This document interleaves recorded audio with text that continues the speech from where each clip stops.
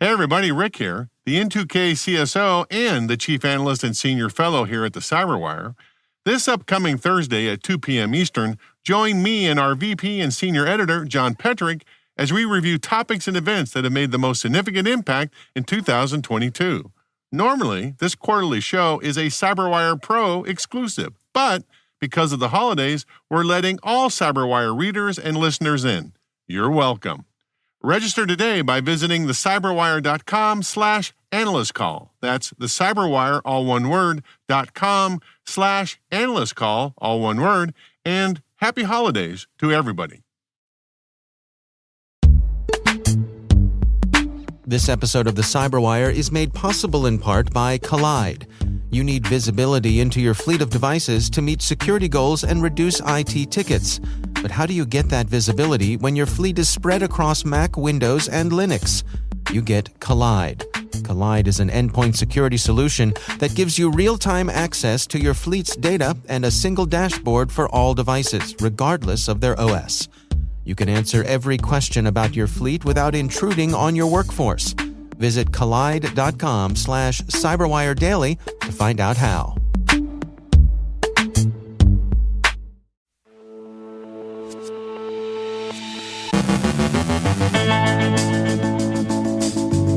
Uber sustains a third-party breach. A phishing campaign hits Ukrainian inboxes. The enduring riddle of why Russian offensive cyber operations have failed in Ukraine. Joe Carrigan on credit card skimming. Carole Theriault describes a UK food store chain that uses facial recognition technology to track those with criminal or antisocial behavior. And 2023's ransomware-as-a-service leaderboard.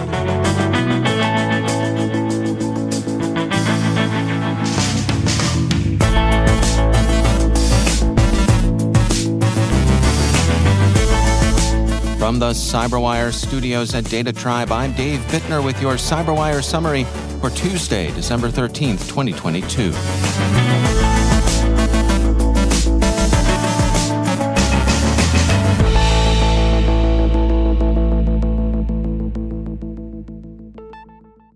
BleepingComputer reports that Uber has sustained a breach. Over the weekend, a group styling itself Uber Leaks began dumping data it claimed to have stolen from Uber and Uber Eats. The data dumped online include what the attackers say is source code for mobile device management platforms and for third-party vendor services the company uses. BleepingComputer says the threat actor created 4 separate topics, allegedly for Uber MDM at uberhub.uberinternal.com, and Uber Eats MDM, and the third-party Tectivity MDM and TripActions MDM platforms. The data compromised include corporate and employee data, but not customer information, Uber believes. This incident apparently originated in the compromise of a third-party vendor, and there's some evidence of Lapsus gang activity.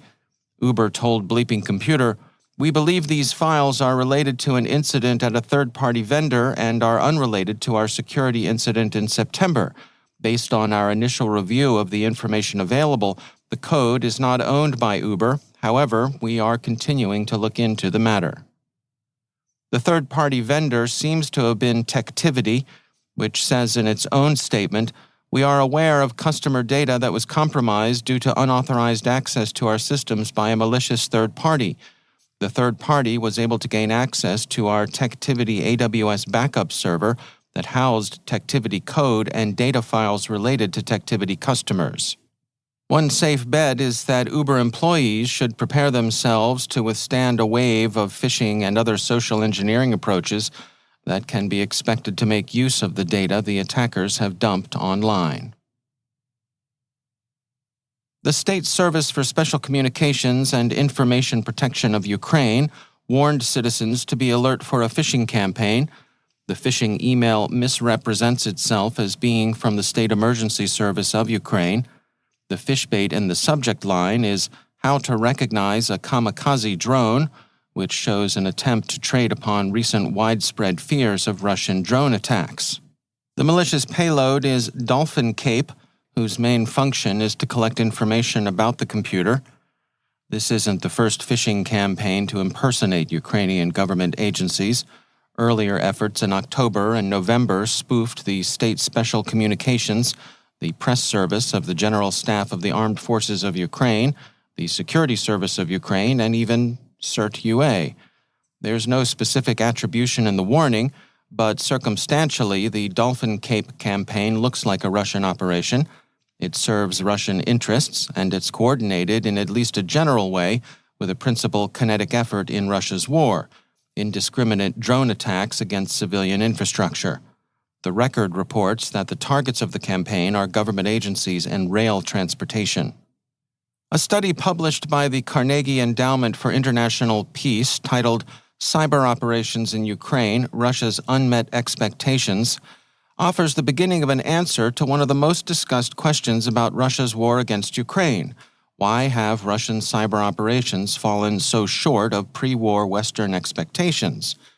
The author argues that Western and Russian cyber doctrine are incommensurable. Russian doctrine avoids equivalence of the term cyber, preferring to use the terms information confrontation or information warfare, whereas U.S. discussions of cyber operations normally concentrate on the technical integrity of networks.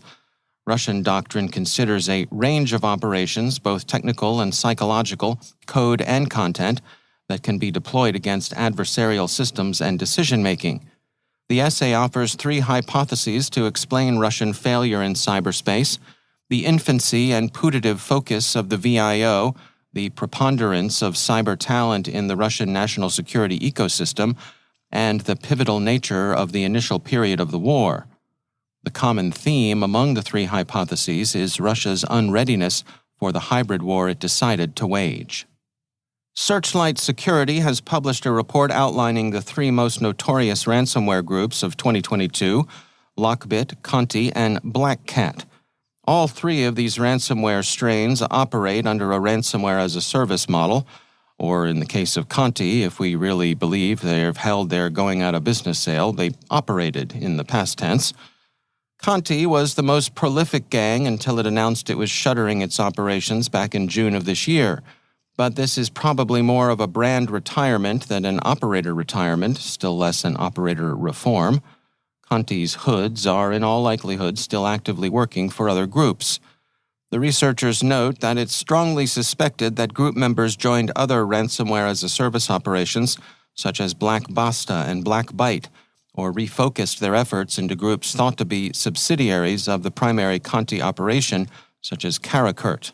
Crime abhors a vacuum at least as much as nature does, and Lockbit partially filled the void left by Conti's closure, and that group now accounts for 1/3 of all ransomware attacks observed by Searchlight.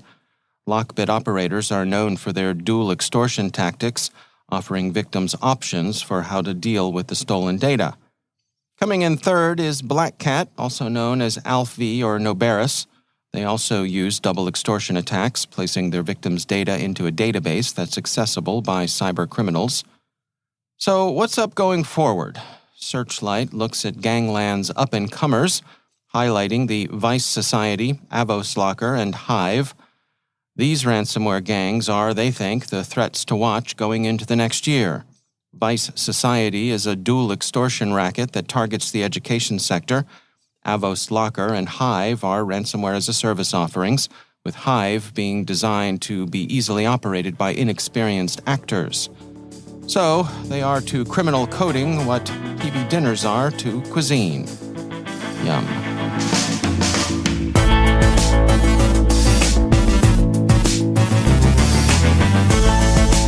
Coming up after the break, Joe Carrigan looks at credit card skimming. Carole Theriault describes a UK food store chain that uses facial recognition technology to track those with criminal or antisocial behavior. Stay with us.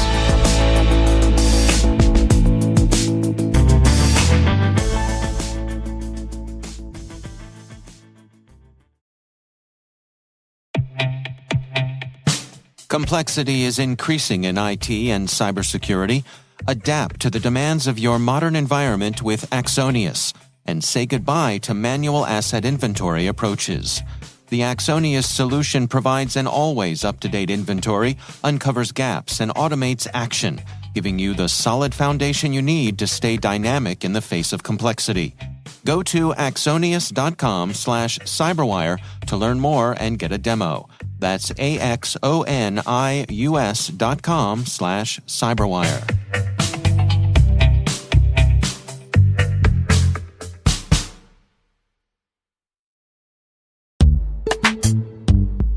And now, a word from our sponsor, SpyCloud, the cybercrime analytics leader.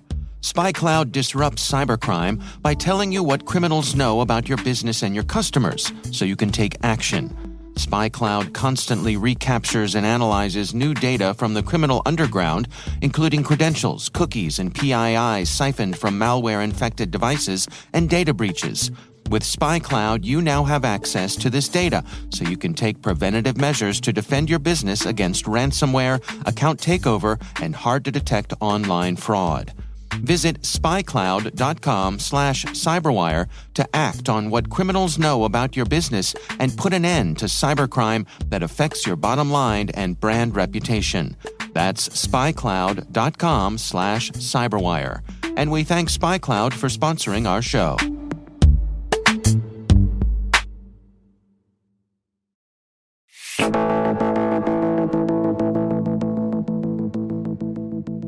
Our UK correspondent Carole Theriault has been looking at a UK food store chain that's using facial recognition technology to track customers with criminal or antisocial behavior. She files this report. So, dear listeners, many of you based in the US of A, what do you make of this little privacy kerfuffle in the UK? So it involves a supermarket chain in the south of England called the Co-op. I have one near my house, and it's where I go to pick up last-minute items like juice, milk, or eggs, or even be old school and get a paper. And the problem seems to be, according to the BBC, is that the Co-op is using a facial identification system called FaceWatch. Now, FaceWatch is not like Clearview, where it scans every single face that comes in and checks it against a huge database scraped from several online sites and social networks to identify anybody that walks into the food store.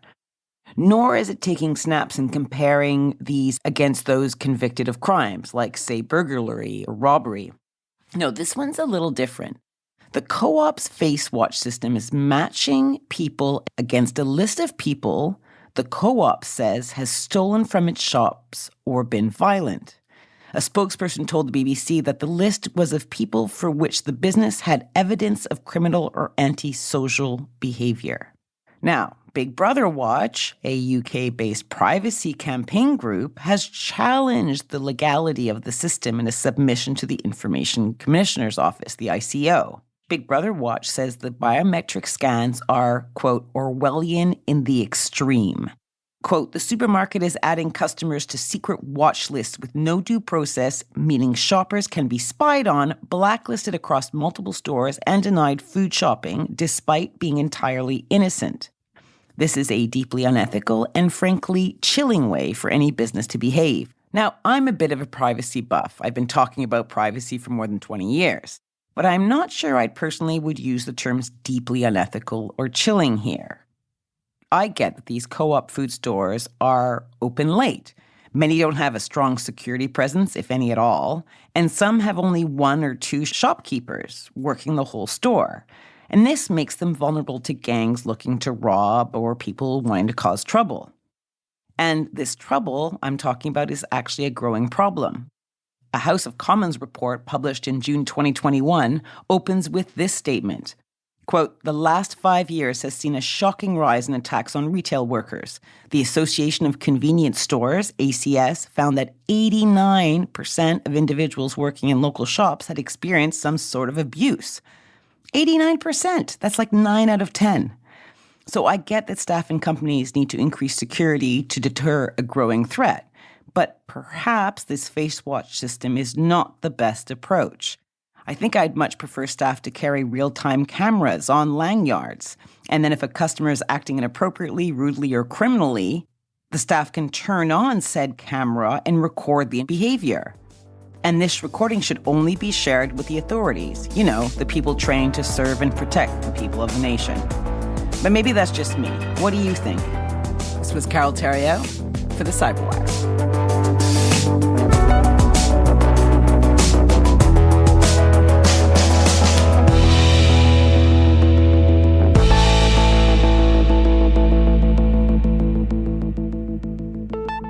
And joining me once again is Joe Carrigan. He is from Harbor Labs and the Johns Hopkins University Information Security Institute, and also my co-host over on the Hacking Humans podcast. Hello, Joe. Hi, Dave.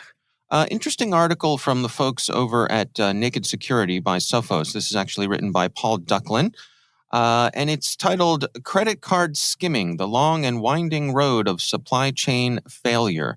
It's an interesting thing going on here. Can you explain it to us, Joe? This is an interesting thing going on. So Paul lays this out pretty well and summarizes it, but you can actually go and read the entire report from a company called JScrambler who did the actual research on this. But Paul's summary is great.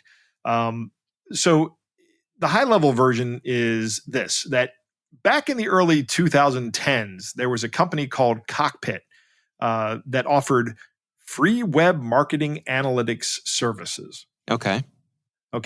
Interesting that the company would offer free web marketing and analytic services. Those seem like things that should cost money. So immediately I'm thinking, okay, they're just going to collect my data and data on my customers, and that's going to be probably not good. But a lot of companies, e-commerce sites, said, okay, let's use this. And the way they used it was they started sourcing JavaScript code from Cockpit servers. Now, what does that mean? Well, when you're developing a web page, you can put JavaScript on the web page to make the code or to make the page an active page, and have it interact with the user. But you don't have to serve that JavaScript out yourself. You can just push it out have the web browser, have the user's web browser pull it from another location.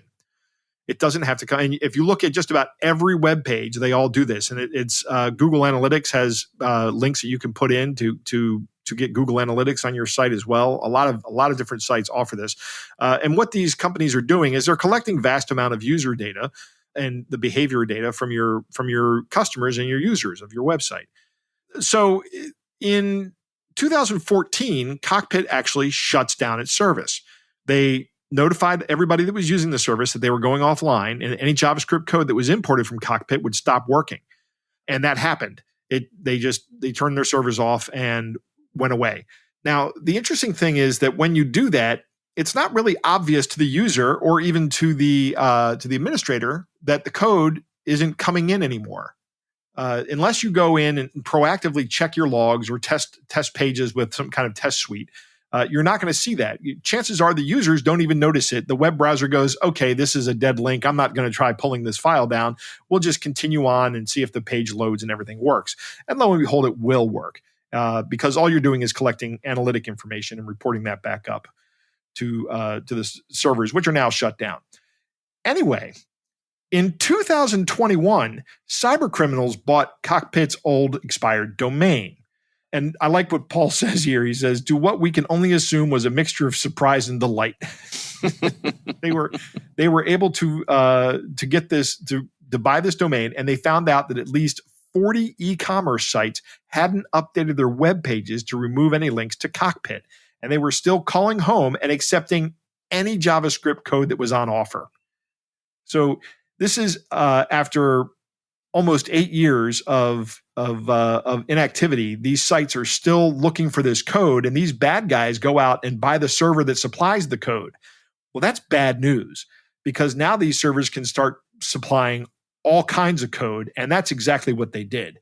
They inserted JavaScript code that would monitor the content of input fields on predetermined web pages. So they knew who was calling in. They could see where the request was coming from because there's a field in an HTTP request called the refer field, so they know exactly where it's coming from. Then all they have to do is go in and look at the website, see what that website looks like, reverse engineer it, which is very easy to do for any website because in order for the web to work, you have to have all of the actual code on your computer. So you have to go out and download all that code from whatever sources it's served from.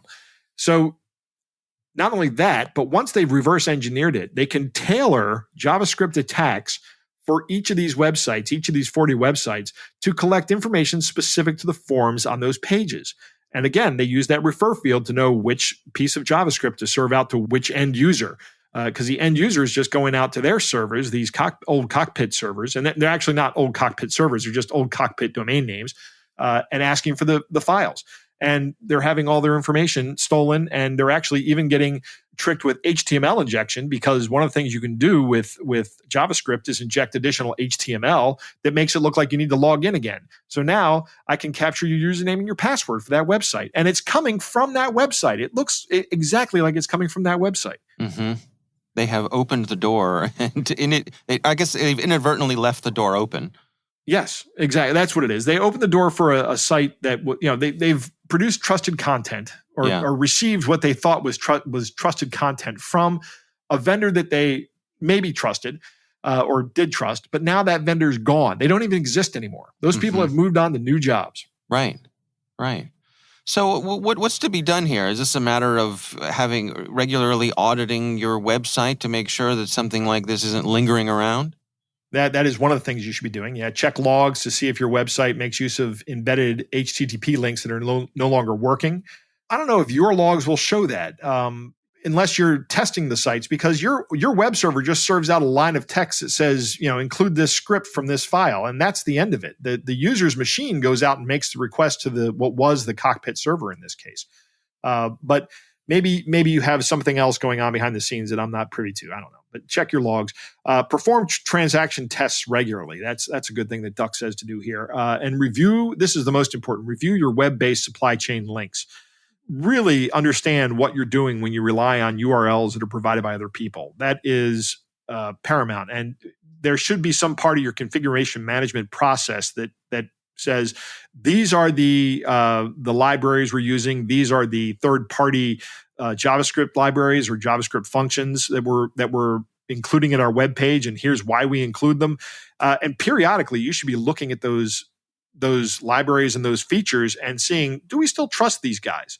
Have these guys changed? Because I don't know. Maybe it's just because I'm really suspicious of people. But when somebody shows up and says, "Hey, we're going to give you free web marketing or marketing and user data," all you have to do is include our JavaScript link. The first thing that goes to my mind is, first off, no, I don't want to do that, because what are you doing with that data? What am I giving you access to? And how are you going to impact my customers? That's really what it is. Because in the end, my goal as an e-commerce business is to sell things to my customers. And the last thing in the world I want to do is hurt my customer. Yeah. All right. Well, the article again comes from the Naked Security blog from Sophos, written by Paul Ducklin. It's titled "Credit Card Skimming: The Long and Winding Road of Supply Chain Failure." Joe Carrigan, thanks for joining us. It's my pleasure, David.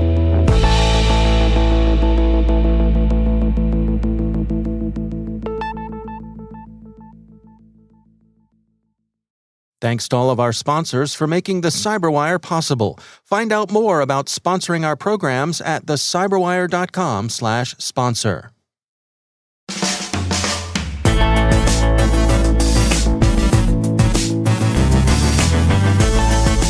And that's the CyberWire. For links to all of today's stories, check out our daily briefing at thecyberwire.com.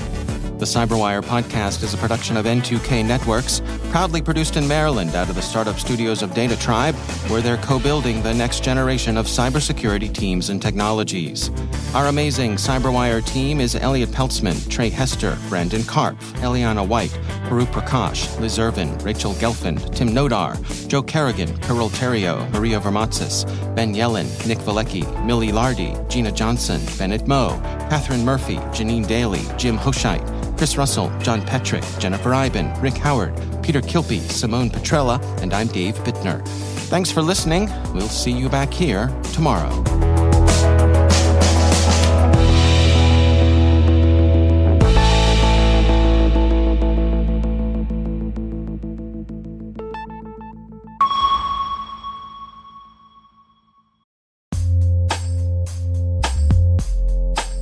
Hey everybody, Rick here. If you're anything like me, you hate commercials. So subscribe to CyberWire Pro and get all of our public podcasts ad-free, as well as our exclusive CyberWire Pro podcasts, briefings, articles, events, and bonus content.